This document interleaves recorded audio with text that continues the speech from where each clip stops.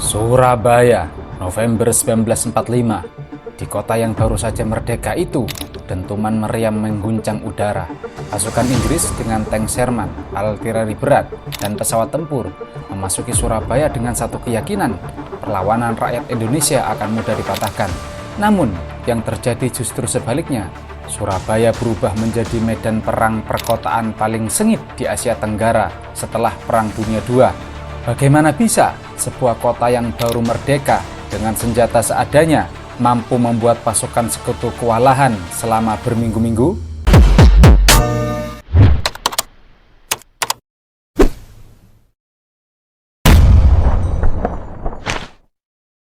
Latar historis, ketegangan pasca proklamasi.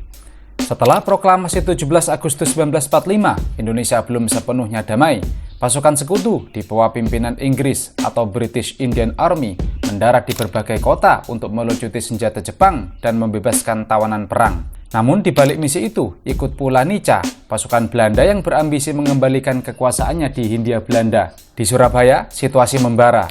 Rakyat menolak kehadiran Nica, sementara Inggris menganggap rakyat Indonesia sebagai pemberontak bersenjata. Konflik pun tak terelakkan setelah insiden perobekan bendera Belanda di Hotel Yamato 19 September 1945 dan terbunuhnya Brigadir Jenderal Malabi 30 Oktober 1945. Awal pertempuran ketika ultimatum tak dihiraukan.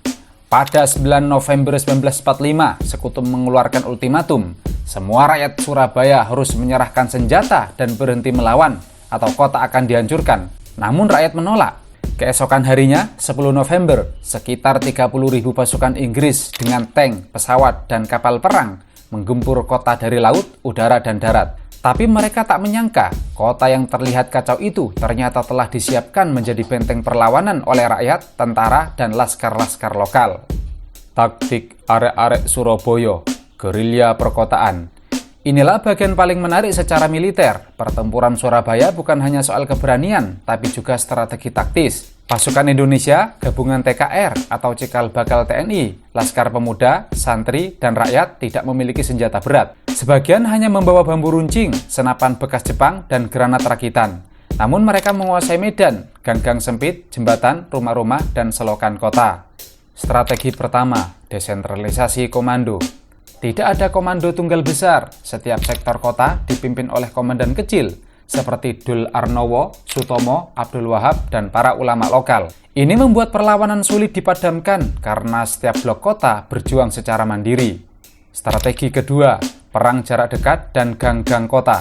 Pasukan Inggris memiliki tank dan meriam, tapi di gang sempit Surabaya, keunggulan itu berkurang drastis. Arek-arek Surabaya menyerang dari atap rumah, dari dalam selokan, bahkan dari balik reruntuhan.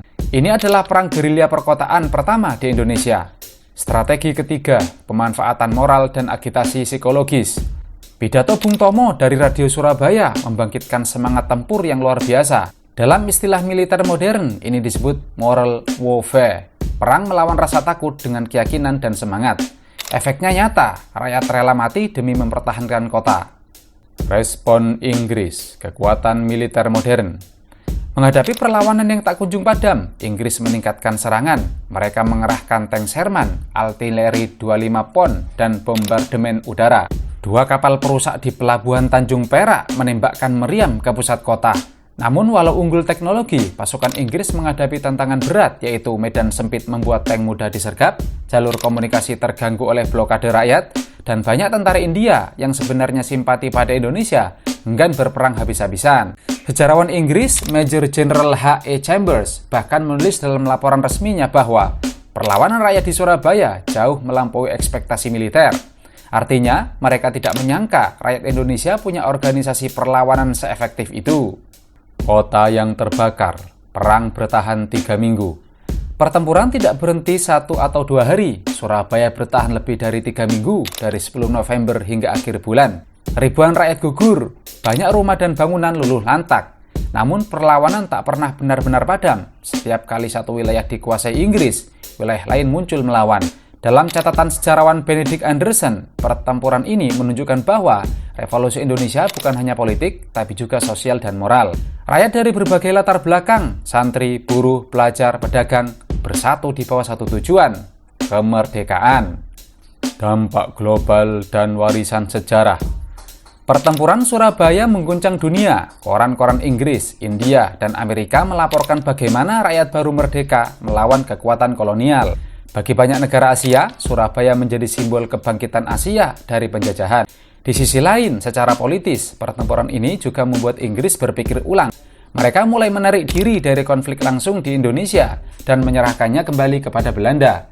Langkah yang akhirnya memicu Revolusi Nasional 1945 sampai 1949. Pertempuran 10 November bukan hanya kisah heroisme, tetapi juga pelajaran strategi militer klasik, bahwa semangat rakyat yang mengenal medannya bisa menandingi kekuatan teknologi modern. Surabaya mungkin kalah secara fisik, tapi secara moral dan politik Indonesia menang. Dunia menyaksikan bahwa bangsa ini tidak akan pernah tunduk lagi.